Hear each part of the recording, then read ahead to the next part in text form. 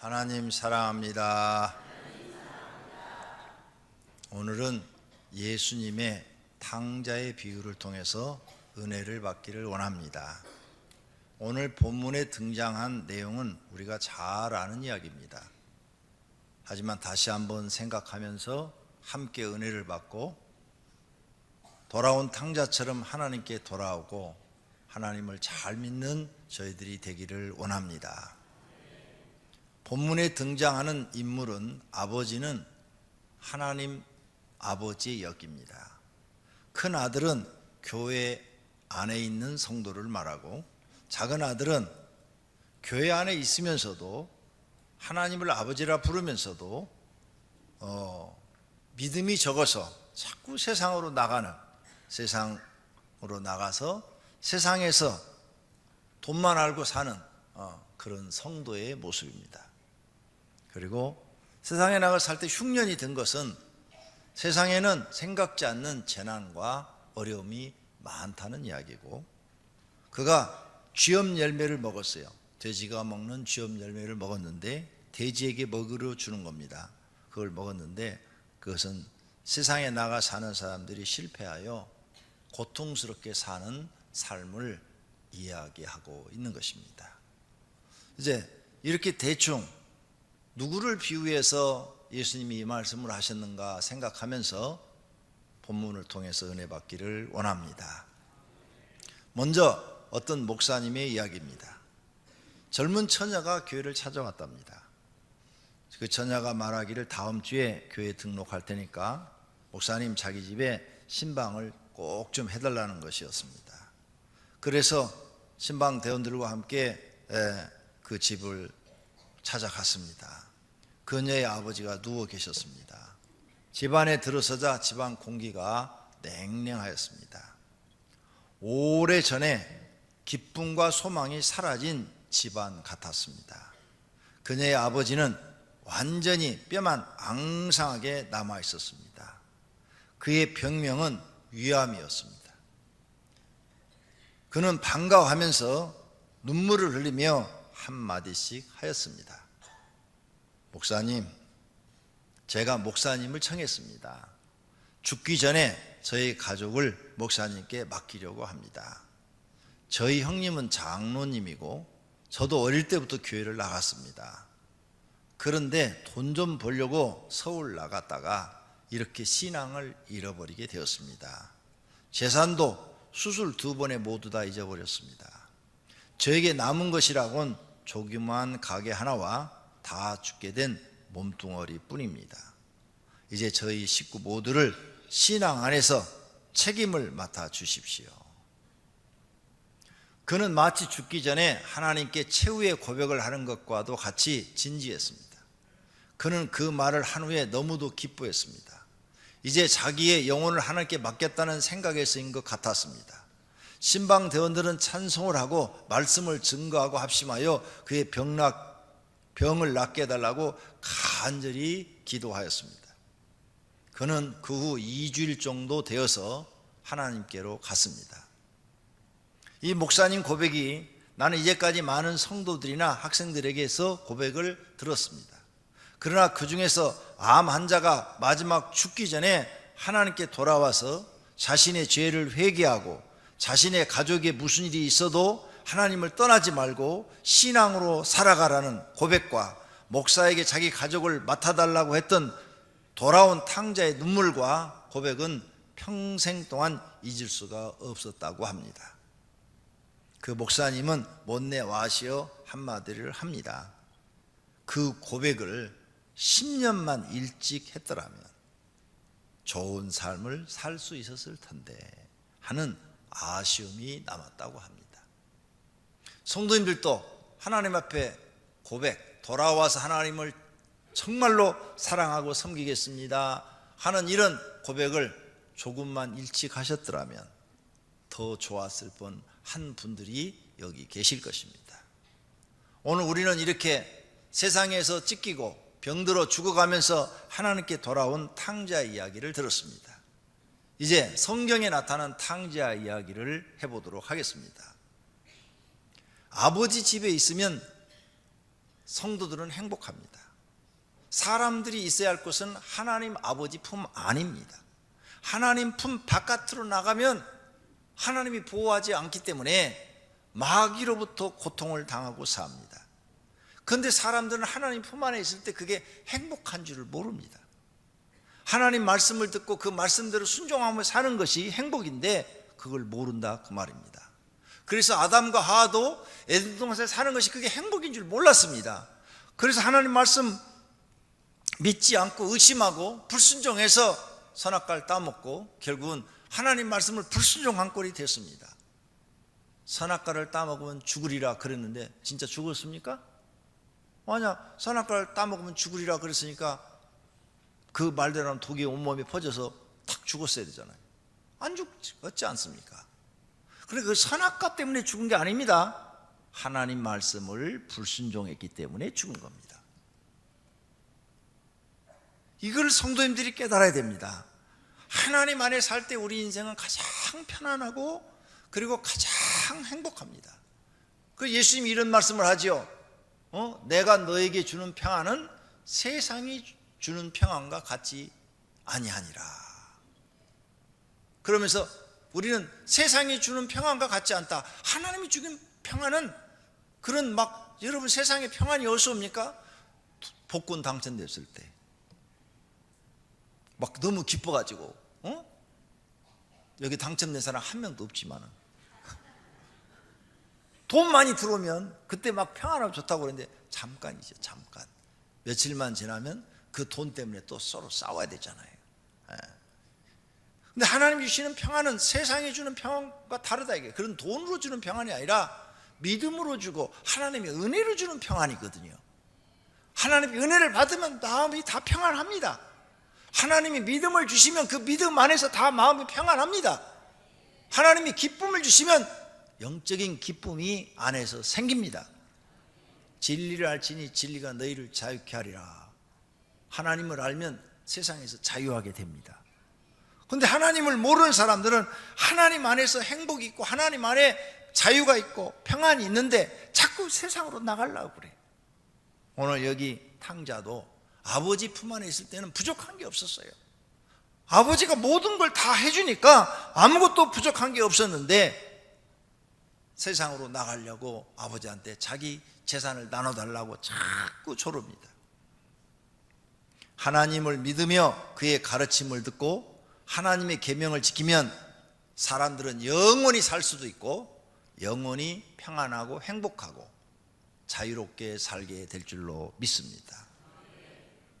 이렇게 아버지한테 자꾸 자기 분깃을 달라고 그래서 이 작은 아들은 결국은 받아냅니다.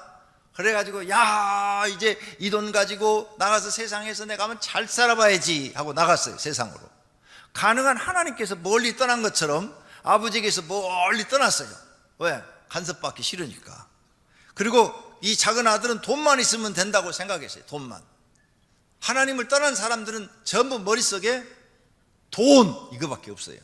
머리를 칼로 탁 쪼개면 거기서 돈이 탁 튀어나와요. 웃으라고 한 얘기인데 못 알아들어요. 무슨 얘기인지를. 이 머릿속에 온통 세상 사람들은 돈밖에 안 들어있다 이거죠. 모든 사람을 돈으로 평가해요. 돈으로. 돈이 없으면 무능한 사람, 돈이 많으면 유능한 사람 이렇게 평가를 해요. 그런데 하나님은 돈으로 사람을 평가하지 않습니다. 믿음으로 평가합니다. 믿음은 돈 주고도 살 수가 없습니다. 돈만 있다고 된 이 작은 아들이 세상에 나가서 삽니다. 근데 세상이 자기 원하는 대로 됩니까? 나가서 처음엔 돈이 많으니까 막 잘 썼지요. 잘 썼어. 그거 갖고 아마 방탕하고 재산을 낭비도 했겠지만 먹고 살라고 뭔가 사업도 해보고 장사도 해보고 다 해봤겠지요. 그런데 자기 뜻대로 되는 게 없습니다. 다 탕진해 버렸습니다. 가지고 나간 재산이 다 없어져 버렸어요. 세상에 나가서 여러분이 낭비한 시간, 다시는 그 시간이 여러분에게 돌아오지 않습니다.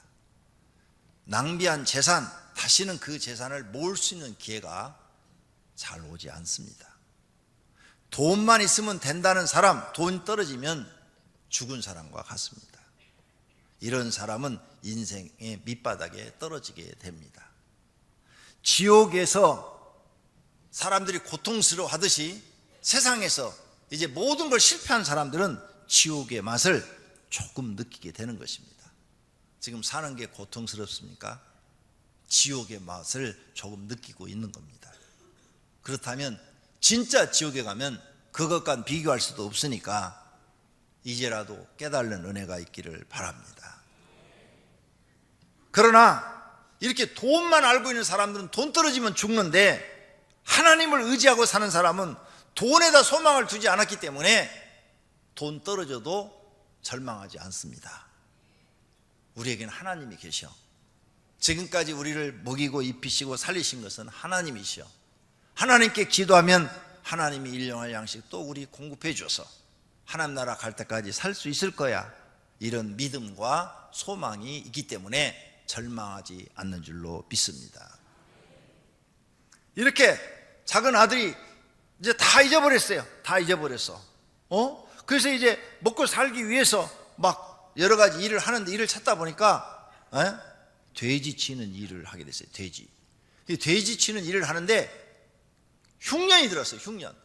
돼지 치는 지엽 뭐 열매도 없어. 이제 돼지가 먹는 음식을 자기가 먹으려고 하는데 그것도 없어요. 그것도 없어. 그것도 먹지 못해서 굶주려서 배가 고파서 죽게 생긴 거예요. 세상은 자기 마음대로 안 됩니다. 세상에는 풍파가 많습니다. 그래서 사람들이 살기 힘듭니다. 하나님 아버지 안에 살 때가 행복했는데 사람들은 자꾸 세상에 나가서 돈 벌어서 한번 잘 살아보려고 그럽니다. 근데 그게 뜻대로 되지 않는다, 그 말입니다. 그래서 세상에 나가서 이 지금 둘째 아들처럼 고생만 실컷 하는 것입니다. 이렇게 가난해지고 이제 돈 없어지니까 술 친구들도 다 끊어지고 친척들도 끊어지고 가족들도 끊어지고 혼자 남게 됩니다. 성도님들 과거에 자살 때는 여러분 친구들도 많고 친척들도 서로 왔다 갔다 하고 가족들도 서로 왔다 갔다 했어요. 형제들도. 여러분 가난해지면 형제들도 여러분 안 찾아옵니다. 가난해지면 안 찾아와요. 그리고 명절 때 이렇게 추석 때 이렇게 딱 가면은 아무 말도 안 했는데 요즘 우리 집 돈이 너무 없어. 돈 떨어져? 미리서 다 깝니다. 왜 그렇게 말을 깔까요? 돈 달라고 얘기하지 말라는 거예요. 돈 달라고.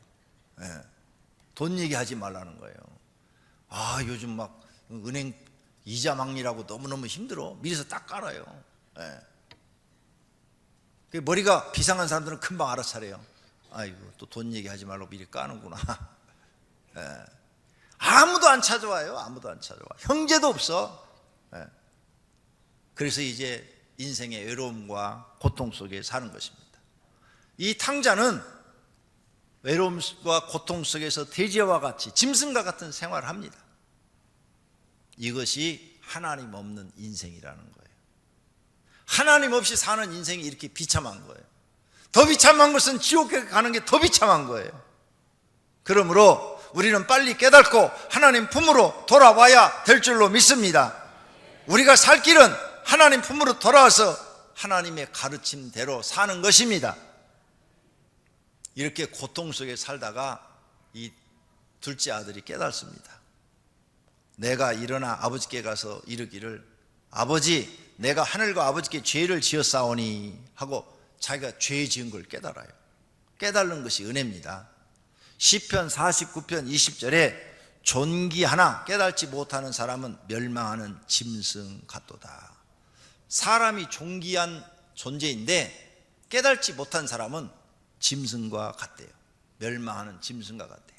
이게 사람이 하나님의 말씀을 읽거나 듣고 깨달지 못하면 저 멸망하는 짐승과 같다는 거예요. 성경이 이렇게 써놨어요. 그러니까 우리는 교회 나와서 성경을 읽고 또 성경을 듣고 깨달는 은혜가 있어야 돼요. 그래야 내가 짐승처럼 멸망당하지 않고 사람처럼 존귀한 대접을 하나님 앞에 받을 수 있다, 그 말이에요.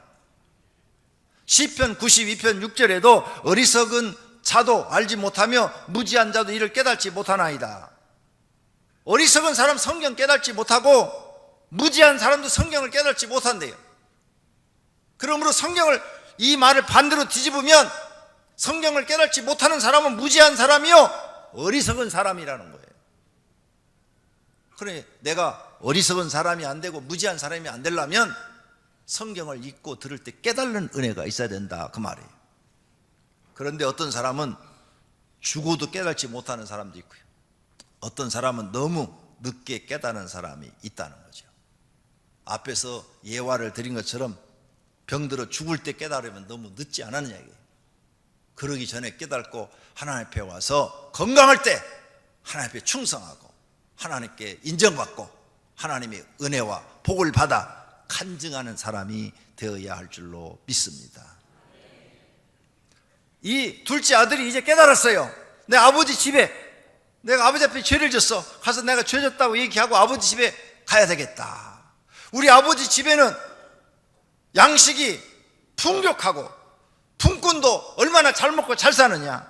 그런데 나는 여기서 줄여 죽는구나. 이걸 깨달았다는 거예요. 그래서 우리는 교회에 나와서 이런 설교를 듣고 깨달아야 돼요. 깨달아야 하나님을 진짜로 믿게 되는 줄로 믿습니다. 시편 119편 169절입니다. 여호와여, 나의 부르짖음이 주의 앞에 이르게 하시고 주의 말씀대로 나를 깨닫게 하소서. 아멘. 아멘. 내가 하나님 앞에 부르짖어 기도할 때 하나님 내 기도를 들으시고 내가 하나님 말씀을 깨닫게 해주소서. 내가 하나님 말씀을 깨달아야 내가 사람으로서 존귀한 대접을 받고 살 수 있다는 거죠. 그러므로 사랑하시는 성도님들은 하나님 말씀 듣고 깨달는 은혜가 있기를 축원합니다. 할렐루야. 이렇게 깨달은 둘째 아들은 이제 탕자가 되어 있는데 아버지 한패로 돌아가기로 결심을 합니다. 그래서 자기가 지금까지 살아온, 자기 생각대로 살아온, 그 세상에 나가서 돈만 가지고 살려고 했던 이 생각이 잘못 살아온 것을 깨달은 거죠. 나는 인생을 잘못 살았어. 나는 어리석게 사는 거야. 그리고 이제는 아버지 앞에 종으로 살기를 결심을 해요. 용기를 내서 아버지 앞에로 갑니다. 지금부터는 아버지 아들이라 일컬음을 감당치 못하겠나이다. 나를 품꾼의 하나로 보소서. 이제 종으로 나를 써주소서. 이렇게 아버지한테 말을 하리라 하고 결심을 하고 아버지께로 갑니다. 결심하셔야 돼요. 하나님 품으로 돌아오기를 결심하는 것, 이것은 복받는 길인 줄로 믿습니다. 하나님께 돌아오는 사람들은 모두가 이렇게 낮아져야 됩니다. 이 둘째 아들처럼 이제 난 아들이라 여기지 마시고 품꾼으로 써주소서, 종으로 써주소서. 자기를 버려야 돼요. 자기를 완전히 자기를 깨트려버리고 완전히 자기를 죽여버리고 이제 아버지 집에 가서 옛날처럼 이렇게 좋은 옷 입고 대접받고 화인들을 막 부리고 이런 허세를 부리지 않고 내가 아버지 집에 가서 이제 종처럼 열심히 일을 하리라. 내가 여기서 돼지를 치고 돼지가 먹는 음식을 먹고 이런 것보다는 거기 가면 훨씬 나으리라. 이런 깨달음이 있어야 돼요. 그래서 종의 자세로 돌아옵니다. 이렇게 종의 자세로 돌아온 사람한테는 하나님은 자비와 은혜를 베풀어 주시는 줄로 믿습니다. 예수님이 말씀합니다. 누구든지 자기를 높이는 자는 낮아지고 누구든지 자기를 낮추는 자는 높아지리라. 교회는요, 세상과 다릅니다. 세상 사람들은 자기 PRC대로 자기가 자기 스스로 막 자랑을 하고 높여야 높아지는 거예요. 그런데 교회는 자기를 낮추면 낮출수록 높아지는 것입니다. 예수님이 우리에게 가르쳐 준 거예요.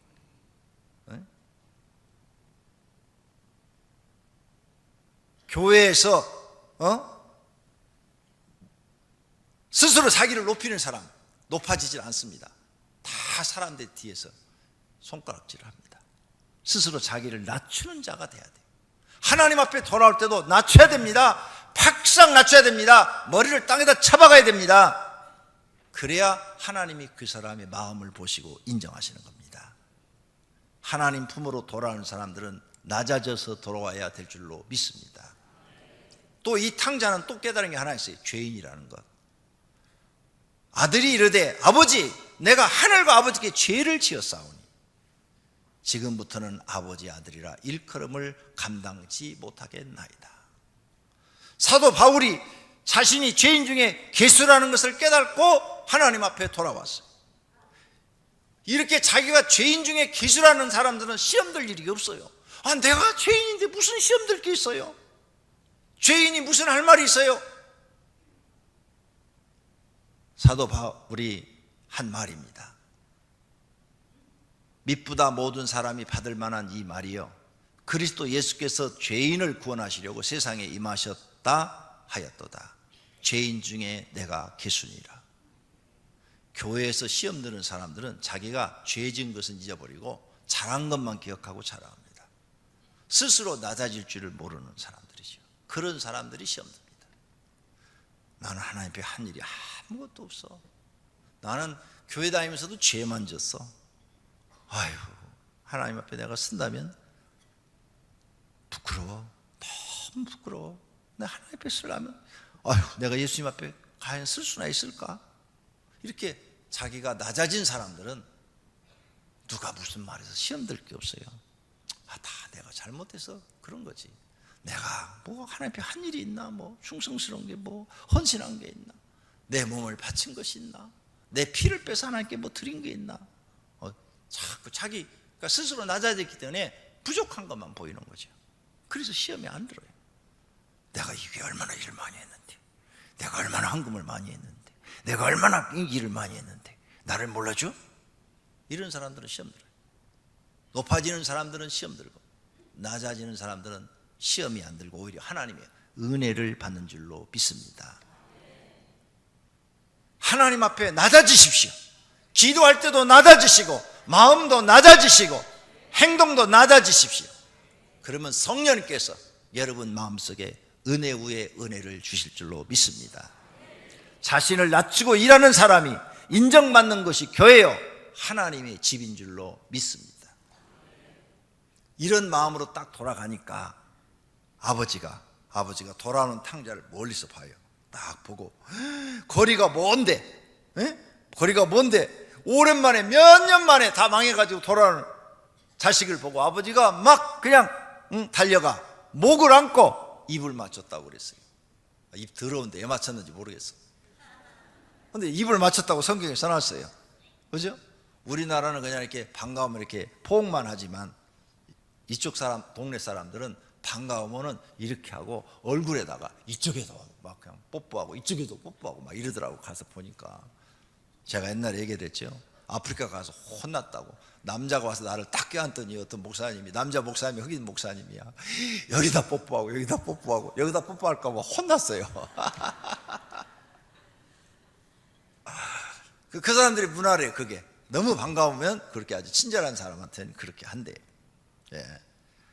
이와 같이 아버지가 그 돌아오는 아들을 멀리서 보고 달려가서 달려가, 성경에 써놨잖아요. 달려가 목을 안고 입을 맞췄다. 이 마음이 우리가 믿는 하나님 아버지의 마음이라는 것을 믿으시기를 바랍니다. 속썩인 아들이 재산 다 잊어버리고 돌아오는데 우리 같으면 어떻게 해요? 저 새끼 집 문 앞에도 들어오지 못하게 해라 이러죠.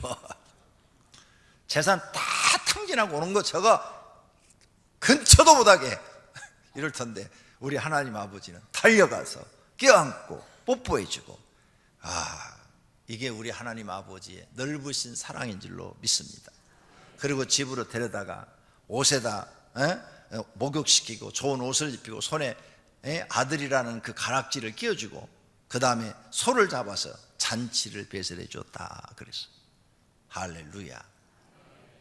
하나님 앞에 회개하고 돌아오는 사람은 하나님은 누구든지 다 이 아들처럼 받아주신다는 약속의 말씀인 것을 믿으시기를 바랍니다. 여러분 하나님 품으로 돌아오십시오. 여러분을 낮춰서 돌아오십시오. 그러면 여러분은 은혜를 받습니다. 그런데 여러분을 높여갖고 돌아오면 내가 그래도 옛날에 회장했는데, 내가 옛날에 사장했는데 이 교인들이 나 몰라주네, 이런 마음으로 돌아오시면요 절대 여러분은 성령의 은혜를 못 받습니다. 돌아오실 때는 내가 이제 교회 가서 빗자루 들고 청소하리라, 내가 걸레들고 청소하리라. 화장실 청소 내가 당번하리라. 여러분이 한 100명 거리는 회사 사장인데 돌아왔어요. 맨날 토요일 날마다 와가지고 화장실 청소해봐요. 낮아지는 줄 아십니까? 모든 성도들이 와, 저분이 100명이나 거느리는 회사 사장님인데 저렇게 맨날 화장실 청소만 해요. 그리고 말할 때마다 나는 죄인 중에 괴수입니다. 내가 하나님 성전에서 이런 일을 할 수 있는 것도 감사합니다. 이러면은 모든 사람들이 그럴 거예요. 우와, 우리 교회에 저만한 믿음을 가진 사람이 없다, 이렇게 말할 거예요. 그 교회는 낮아질수록 은혜를 받고 복 받는 것이에요. 할렐루야. 집을 나간 탕자처럼 깨닫고 하나님 품으로 돌아오시기를 바랍니다. 세상 사는 건 내 마음대로 안 됩니다. 하나님 품에서 사시기를 바랍니다. 하나님이 책임진다고 말했습니다. 그 말씀을 믿으십시오. 망설이지 말고 오늘 하나님 품으로 돌아오십시오. 하나님은 오늘 또 양손을 벌리고 성도님들이 돌아오기를 기다리고 계시는 줄로 믿습니다. 그리고 하나님 말씀대로 사는 것이 하나님 품 안에서 사는 것입니다. 내 생각을 버리십시오. 하나님을 받아들이십시오. 그리고 하나님의 가르침을 받으십시오. 예수께서 말씀하십니다. 오히려 하나님의 말씀을 듣고 지키는 자가 복이 있느니라. 복 있는 분들이 되시기를 축원합니다. 마지막으로 돌아온 탕자 이야기 하나 더 해드리고 마치겠습니다. 어떤 50년 만에 돌아온 집사의 간증입니다. 자기가 첫 아들로 태어났는데 그의 어머니는 기도를 했답니다. 하나님, 첫 번째가 아들을 낳으면 하나님께 바치겠습니다 하고 서원 기도를 했는데 첫 번째 아들을 딱 낳았어요. 근데 이 어머니가 이 아들을 하나님께 바치지 않은 거예요. 바치지 않아서 이제 고통이 연속이 찾아오는데, 그가 이제 공부를 하고 나가서 이제 돈을 벌고 이렇게 하는데 갑자기 셋째가, 자기가 첫째니까 둘째, 셋째 아들이 고시 공부를 하는데 교회를 다니니까, 어머니가 교회 다니니까 다 교회 다닐 거 아니에요? 갑자기 나 고시 안 하고 신학교 갈래요. 그리고 신학교 가버린 거예요. 그러니까 다 교회를 다니니까 뭐 할 수 없이 뭐 지가 고시하기 싫다는데, 그럼 고시를 한 동생이면 그 똑똑한 동생이다 그 말이죠. 왜? 멍청한 사람이 고시 준비하지는 않거든요. 멍청한 사람이 자기가 알거든요. 고시 준비해도 안 된다는 것을. 그래도 어느 정도 가능성 있는 사람이 도전을 하는 거죠. 그런데 신학교 가서 공부하는 신학생, 지금 신학교 학생 중인데 아직 목사도 되지도 않았는데 간경화로 죽고 말아버렸어요. 그러니까 이 첫째가 하나님이 계시면 내 동생이 왜 죽어? 나는 신학교 들어가서 목사 되겠다는데 내 동생이 왜 죽어? 하나님에 대한 불신이 생겼어요. 그래서 교회를 안 나가버렸어요. 하나님이 없어. 그리고 자기가 버는 돈 가지고 나이트 클럽을 운영하고 쾌락가, 황락 이런 걸 쫓아다니고 술, 음악, 여자 이런 걸 쫓아다니면서 타락한 인간이 되었어요. 그런데 어느 날 양치질 하는데 목구멍에서 피가 넘어오기 시작해서 병원에 가서 검사 받으니까 위암 말기라는 거예요. 그래서 병원에 입원했는데 의사가 살 길이 없다는 거죠. 말기이기 때문에. 수술해도 늦었다는 거죠. 그때서야 하나님 날 좀 살려주세요. 자기도 모르게 하나님 살려달라고 기도가 나오더라는 거죠. 그래서 자기도 거기서 기도하고 자기 어머니도 기도하고 가족들도 기도하고 그저 하나님 앞에 살려달라고 했더니 기적적으로 별로 약을 쓰지도 않았는데 이암 말기인 자기 몸이 깨끗이 치유됐다는 거예요. 그분의 간증이에요. 기적이 일어난 거죠. 그래서 회복이 돼가지고 어머니와 함께 미국으로 가가지고 미국에 이민 가서 미국 교회 가서 열심히 교회를 섬깁니다. 그리고 거기서 열심히 일을 하면서 행복하게 사는데 아침에 학교에 다녀오겠다는 아들이 13살 난 아들이 학교 갔는데 차에 치여서 죽어버렸어. 그 아이를 땅에다 묻고 다시 방황을 시작하는 거예요. 하나님이 계시면 내 아들이 왜 죽어? 내가 이제 교회도 잘 다니고 내 아들도 교회 다니고 그런데 내 아들이 왜 죽어? 이러면서 신앙이 또 흔들리기 시작했어요. 그래가지고 거기서 방황하다가 다시 한국으로 돌아와서 영화를 제작했는데 노란 손수건, 보디가드, 정사 등 만드는 영화마다 흥행에 실패해갖고 집까지 잡히고 부도 나고, 그래서 이제는 완전히 거지가 돼버렸다는 거예요. 누군가가 물에 빠져 죽으면 죽을 때 황홀하다 하는 그런 말을 듣고 물이 깊은 곳을 찾아가던 중 어떤 교회가 문이 열려 있어서 교회 들어가서 십자가 앞에, 이렇게 대형 십자가 앞에 하나님 나하고 얘기 좀 합시다 하면서 그 앞에 무릎을 꿇고 엎드려서 신세 한탄하는 기도를 했다는 거예요. 이런 고통을 주는 것보다 차라리 거두어 가소서, 하나님 나 좀 붙들어 주시든지 아니면 데려가시든지 좀 어떻게 해 주십시오. 이제는 더 이상 잃어버릴 것도 없고 내다 버릴 것도 없습니다. 하염없이 두 눈에 눈물이 흘러나왔고 한참 동안 통곡을 했대요. 기도를 하는 건지 하소연을 하는 건지 모르고 하나님께 넋두리를 하고 있는데 어떤 사람이 들어오길래 깜짝 놀라서 얼른 나와가지고 차를 몰고 죽자. 그래서 이제 호숫가로 가는 거예요. 호숫가로 죽자. 호숫가로 갔답니다. 그래서 오직 이제 내 아들 있는 곳으로 가자. 죽어서 글로 가자. 그리고 이제 해가 지는데 저수지 호숫가로 갔어요. 호숫가에 차에 가만히 있는데 저쪽에서 어떤 여자가 막 흐느끼는 소리가 들리더라는 거죠. 그 막 여자의 흐느끼는 소리가 들리니까 밤중에 무섭기도 한데 숨도 제대로 못 쓰고 막 두려워 떨고 있는데 그 여자가 물속으로 막 들어가는 거예요. 죽으려고 막 들어가는 거예요. 그래서 자기도 모르게 막 뛰쳐나와가지고 막 사람들을 불러가지고 쫓아가가지고 그 여자를 건져냈다는 거예요. 그래서 그 여자만, 죽을 여자만 살려내고 나니까 자기가 죽기가 싫어가지고 다시 서울로 올라왔다는 거예요. 서울에 와서 아내와 상의하여 인생의 이 절망 속에서 이제 내가 죽으려고도 했는데 그것도 잘 안 되고, 그러니까 내가 이제 마지막으로 죽으면 죽으리라 하고 5일 금식을 하겠다 하고 금식 기도원에 들어갔답니다. 4일째 금식하는 날 예수님을 만났대요. 할렐루야. 기도하는데 예수님이 나타난 거죠. 평생에 처음으로 예수님의 형상을 본 거예요. 너무 기쁘고 즐겁고 막 행복해서 많은 세월 하나님을 찾아 불렀지만 사실 마음의 변화 없이 입으로만 하나님을 찾았는데, 주님을 믿었는데, 형식적으로만 주님을 믿었는데 이제 주님이 살아계신 분이라는 것을 자기 눈으로 보게 됐다는 거예요.